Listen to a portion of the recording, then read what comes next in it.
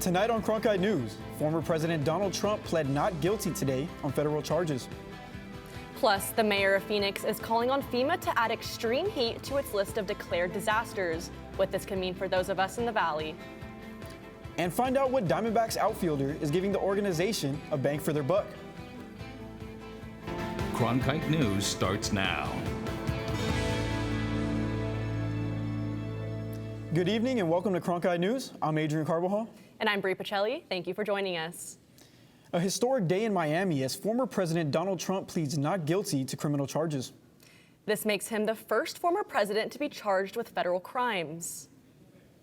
Both supporters and protesters gathered outside the Miami courthouse today as President Trump arrived. He was then formally booked once inside.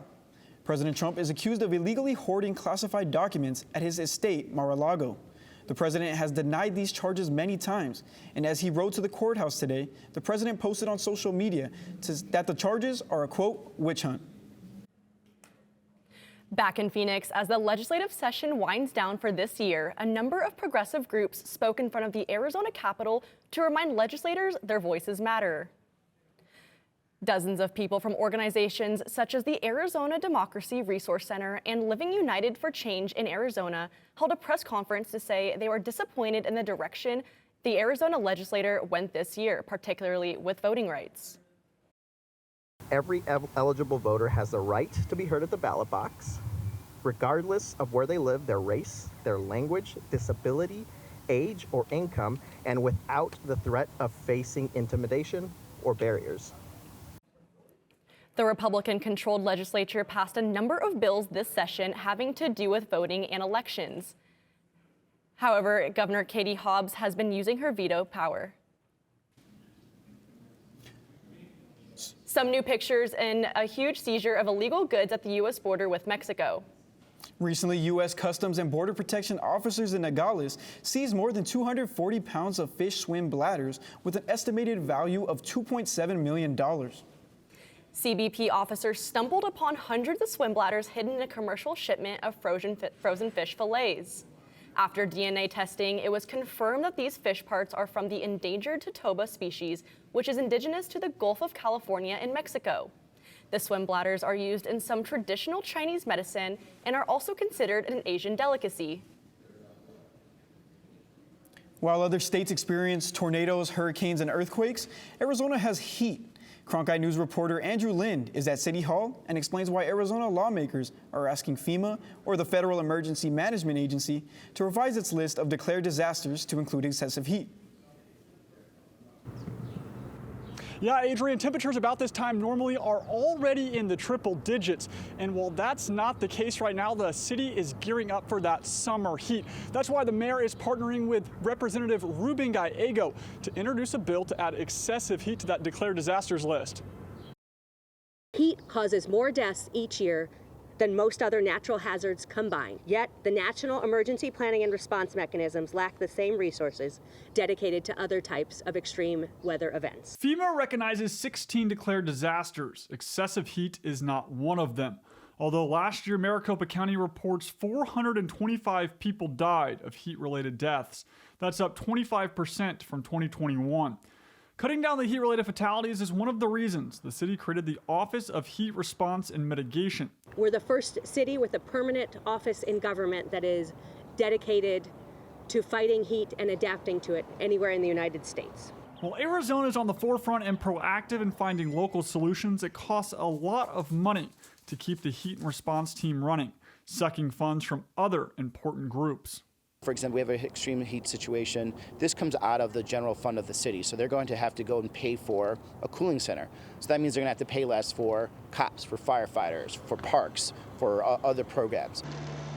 The city is spending millions to add cool pavement to neighborhood roads and almost $4 million to add shade trees.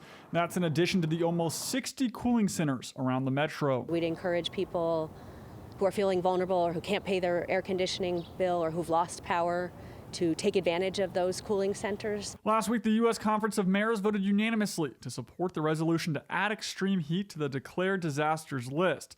This is because other states have experienced extreme temperatures with costly results. Well, we've seen the Northwest states like Washington State and Oregon also have the same problems. And again, that's a situation where they're not used to 90-degree weather or 95-degree weather. The fact that what they're dealing with right now is costing them a lot of money, it's costing them a lot of lives. Now, Phoenix won't see any of this money this summer, but Representative Gallego says he is gathering support and expects this bill to start gaining traction in Congress next year. In Phoenix, Andrew Lind, Cronkite News. Speaking of the Heat, the Miami Heat lost in the NBA Finals Monday night. The Denver Nuggets won the championship in 5 games, but it's not just Denver who's celebrating. 2 former Arizona Wildcats were also crowned NBA champs. Aaron Gordon, who played for the Cats in 2013-14, and Zeke Naji, who played in 2019-20. Gordon is a champion after 9 seasons in the league and only his 2nd season with Denver, while Naji becomes a champion 3 seasons into his career after being drafted by the Nuggets in 2020. Denver will be hosting a championship parade Thursday to celebrate the victory. Nearing the halfway point in the season, one of the hottest teams in Major League Baseball is the Arizona Diamondbacks.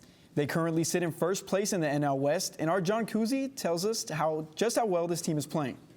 The Diamondbacks are currently 16 games above 500 and leading the NL West by 4 games as they look for their first division title since 2011, and their young star is leading the way. At just 22 years old, Corbin Carroll is becoming a national sensation as he was just named National League Player of the Week, and the contract extension signed in March for $111 million over 8 years is looking like a bargain for both sides. It's definitely given me, some sort of comfort of, hey, I'm here to stay. This is a place I love, an organization I love, and just people that I love here. And so, in my mind, it was all positive, right? If he continues on this pace, we're going to win the deal, right? It's going to be a bargain for us. But I don't think Corbin sees it that way. Corbin sees it as, I've got to earn every penny of that, and I want to show them that they did right by me. And that's his mindset. There's a certain humbleness to him. Corbin Carroll is currently batting .313 with 13 home runs this season and is getting into the MVP conversation. The Diamondbacks continue their homestand against the Phillies tonight at Chase Field. In the studio, John Kuzi, Cronkite News. Coming up next, temperatures continue to rise here across the valley. And with rising temperatures comes hotter surfaces beneath our feet. For our 4-legged friends, the Phoenix Parks and Recreation Department is reminding owners that hiking with their pets may not be an option. Plus, Father's Day is just around the corner. How hot will it be when it's time to put the burgers on the grill? Find out just how hot it will get next.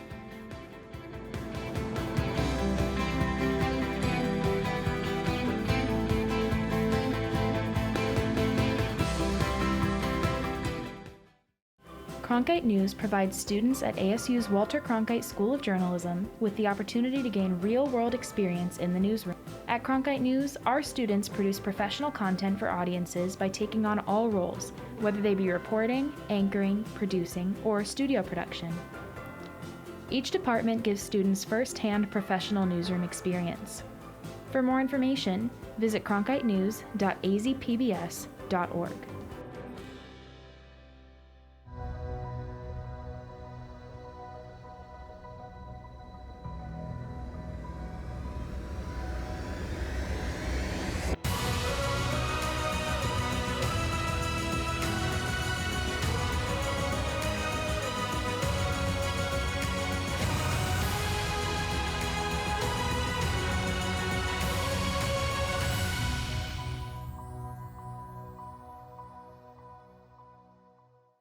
That way the flavors will marry nicely. Can you tell me what I'm looking at? I'm not looking for love, I'm looking for cookies.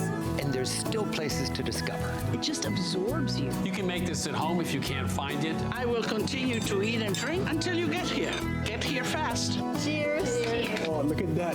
Oh, doesn't that look good? We are going to be eating well. It does work. It does. We got a happy little sky. We're just getting started.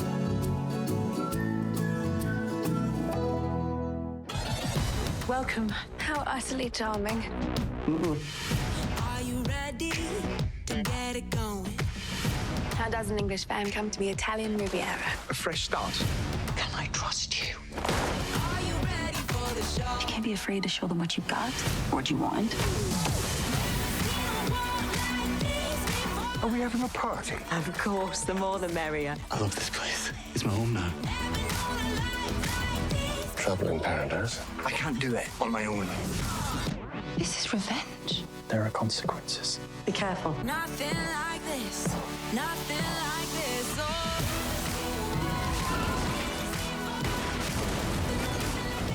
You look like you need rescuing. Tell me all. What is it that you want? I just want to let go. I choose how I live. There is the passion that I've been looking for.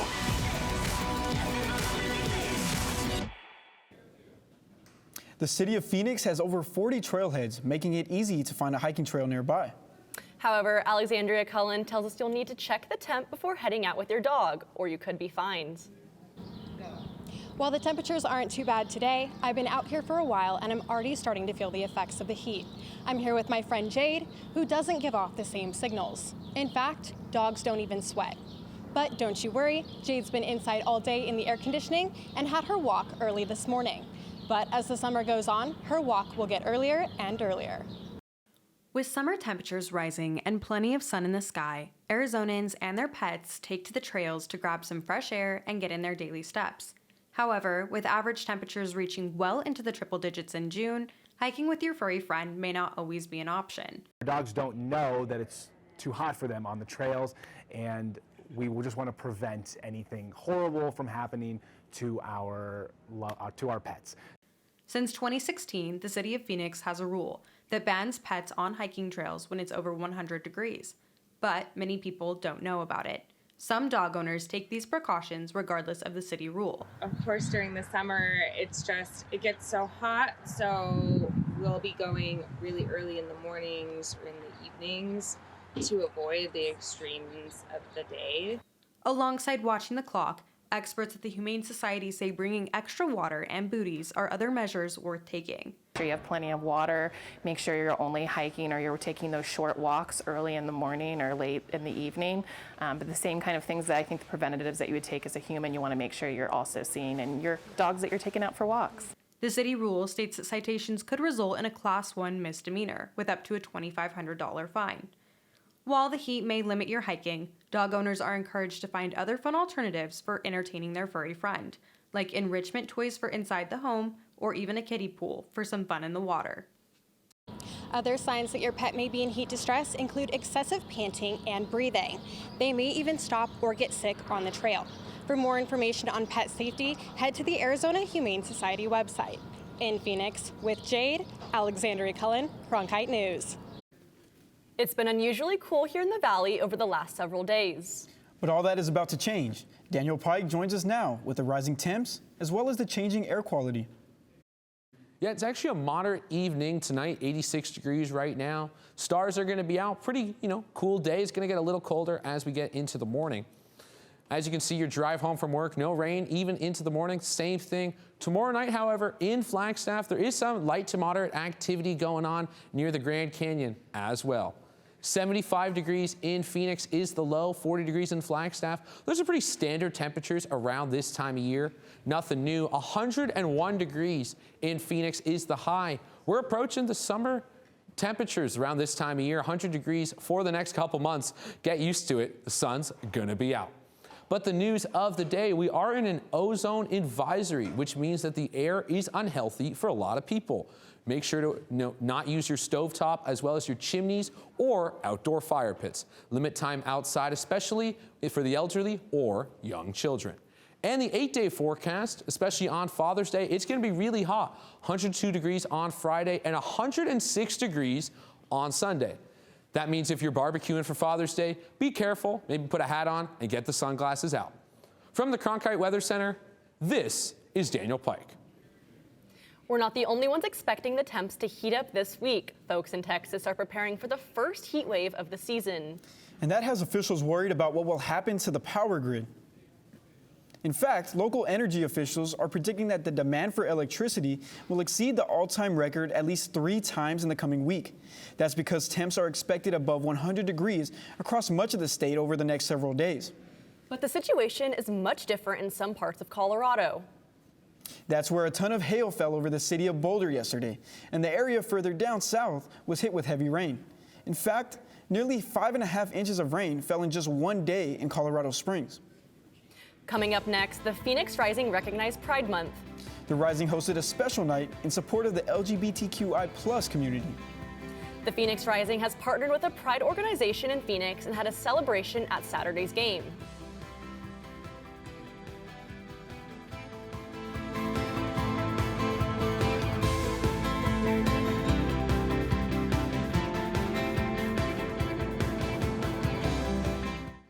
Cronkite News provides students at ASU's Walter Cronkite School of Journalism with the opportunity to gain real-world experience in the newsroom.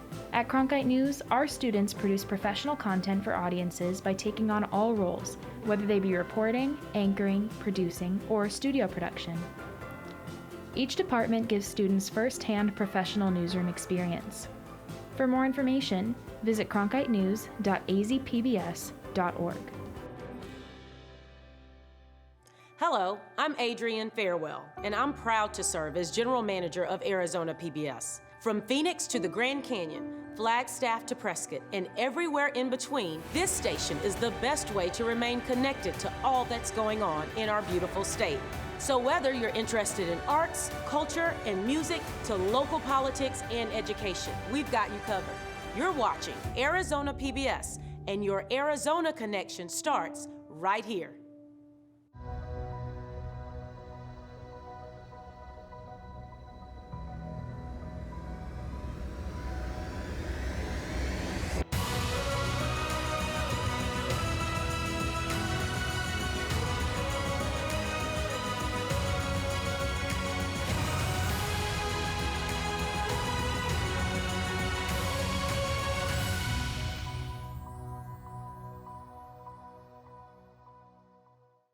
That way the flavors will marry nicely. Can you tell me what I'm looking at? I'm not looking for love, I'm looking for cookies. And there's still places to discover. It just absorbs you. You can make this at home if you can't find it. I will continue to eat and drink until you get here. Get here fast. Cheers. Oh, look at that. Oh, doesn't that look good? We are going to be eating well. It does work. It does. We got a happy little sky. We're just getting started.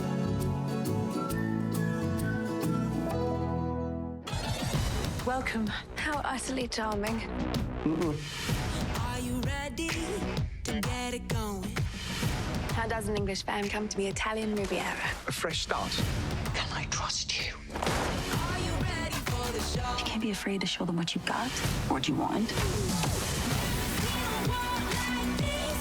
Are we having a party? Of course, the more the merrier. I love this place. It's my home now. Trouble in paradise. I can't do it on my own. This is revenge. There are consequences. Be careful. Nothing like this. Nothing like this. Oh.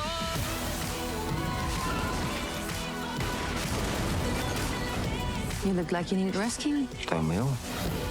What is it that you want? I just want to let go. I choose how I live. There is the passion that I've been looking for.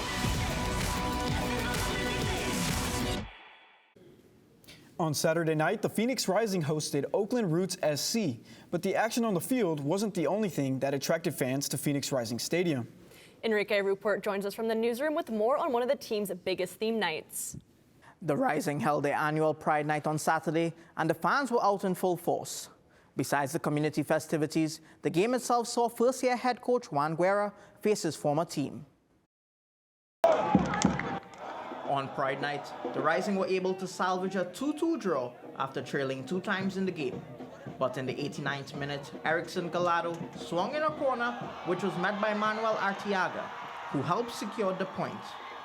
This means in the USL's Western Conference, the Rising are now 4-4-5, but Coach Juan Guerra is still optimistic about the remainder of the season. I know in the situation that we are, but I believe in what we're building, and I'm sure that we're going to keep getting better. So now we just have to make sure that our boys can stay as healthy as we can, and we can, put together performances that lead to good results.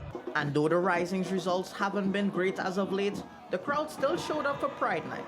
The Rising collaborated with Phoenix Pride, one of the organizations in the Valley that helps the LGBTQI+ community. Phoenix Pride as an organization exists largely to create safe spaces in the community, and we're now into the world of football, and we're really excited to have a partnership in place with the Rising, to see them stepping up, celebrating the community, and showing their support for the community. The Rising released new merch during Pride Night. Proceeds from the sales went in part to one community, another group aligned with the Rising to promote diversity and inclusion. I think the primary thing that's wonderful about the partnership with Phoenix Rising is that it sends a message that soccer's for everyone. It kind of eliminates those stereotypes that sports are for certain types of people, and just rolls out the welcome mat and says, you know, hey, come enjoy the game, root for the home team, you're all welcome here. It's too bad they couldn't get the win on Pride Night, but the Rising will have a chance at redemption this Saturday against Louisville City FC at home on their All AZ night. In the newsroom, I'm Enrique Rupert for Cronkite News.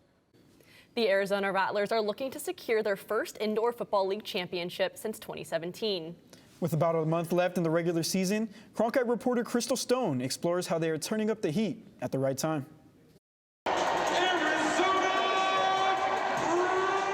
May 13th was the last time the Arizona Rattlers lost a game.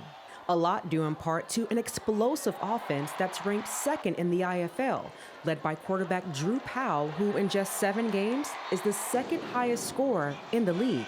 Rattlers head coach Kevin Guy says their success on offense can be attributed to a creative and expansive playbook. I don't think we've ran the same play probably in about 4 ball games. You know, we've really did a good job of, well, let me back up. Same play out of the same formation. We've done a good job of moving our formations around and giving the defenses different looks and trying to put their defenders at a disadvantage. The Rattlers defeated the Bay Area Panthers on Sunday, scoring a season-high 70 points. It's the 4th straight game they've scored at least 60 points against their opponents. I think we grew a lot as a team these last couple weeks. You know, I was telling somebody else, you know, we was able to win 2 blowout games and then turn around and win 2 close games where we got to fight all the way into the end. And I think that's just a mark of a pretty good football team. This is the 4th straight win for the Rattlers, and with 4 games left in the season, players say taking out the #1 seed in the Western Conference has real playoff implications. This start right here today was our statement. If we want to win everything, they got to come through the desert, and it's not going to be easy. It's going to be ugly. Though they now have identical overall records of 7-4, the Rattlers still sit in 2nd place behind the Panthers in the West with 1 less conference win. But with 3 conference games left for each team, there's still a chance for the Rattlers to claim the #1 seed. In Phoenix, Crystal Stone, Cronkite News. Animal lovers are going to want to stick around for this story. We'll meet the mother duck that's chosen an unusual place to set up her nest. That's next.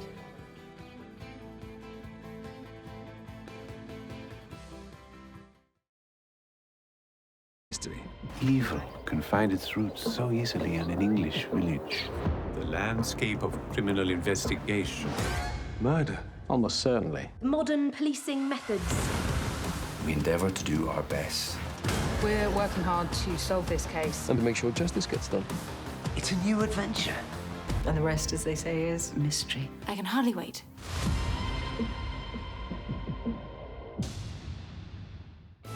What you get from Washington Week that you will not get anywhere else are the best and the brightest reporters from different media companies, and they're able to have a real conversation about things that are happening in Washington and around the country.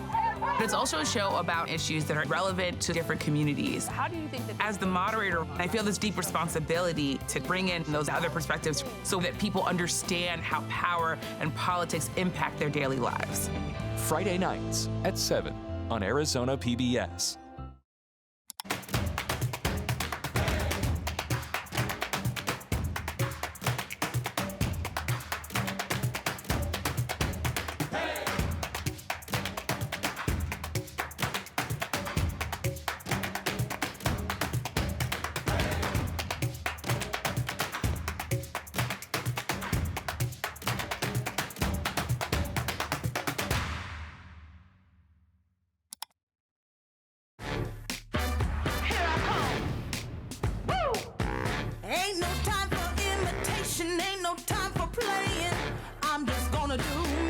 what I'm saying?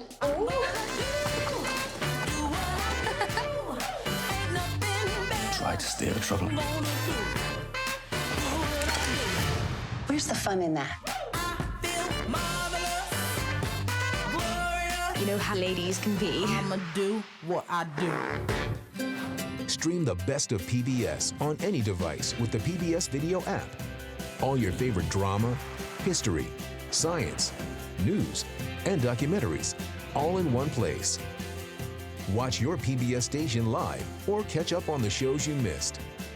Discover new favorites from PBS and locally produced shows from your station. Sign in and start streaming today.